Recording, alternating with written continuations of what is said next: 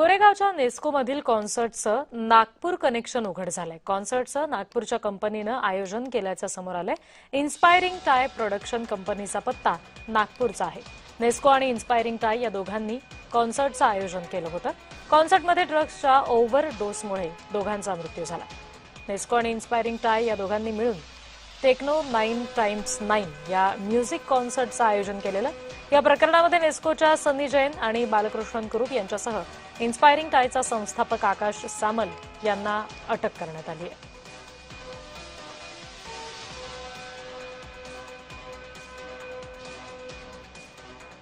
या संदर्भात प्रतिनिधी ज्योत्स्ना गंगणे आपल्याला आणखी तपशील देत आहेत। ज्योत्स्ना,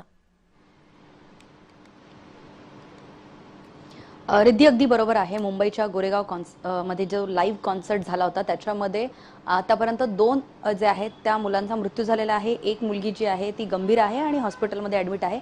या प्रकरणामध्ये आतापर्यंत 6 आरोपींना जी आहे ती मुंबई पोलिसांनी अटक केली होती आणि 7वा आरोपी विनीत गैरलानी नावाचा एक 22 वर्षाचा तरुण आहे आणि तो चर्चगेट मधल्या एका नामांकित कॉलेजचा विद्यार्थी आहे। अवघ्या 22 वर्षाचा आहे आणि एका नामांकित कॉलेजचा विद्यार्थी आहे। त्यामुळे आणखीनच धक्कादायक ही बाब आहे की तो ड्रग्स पेडलर म्हणून पण काम करत असल्याचं, हा 7वा आरोपी जो आपण ज्याच्याबद्दल म्हणतोय विनीत, तो ड्रग पेडलर असल्याचं सुद्धा चौकशीच्या अंती पोलिसांच्या समोर आलेला आहे। यामध्ये आतापर्यंत जे 6 आरोपी ज्यांची आज जी आहे ती बोरिवली कोर्टामध्ये हजेरी लावण्यात आली आणि त्यांना 18 एप्रिल पर्यंत जी आहे त्यांना पोलीस कोठडीमध्ये टाकण्यात आलेला आहे। आणि त्याचबरोबर विनीत गैरलानी नावाचा जो 7वा आरोपी आहे त्याला सुद्धा पोलीस कोठडी जी आहे ती सुनावण्यात आलेली आहे।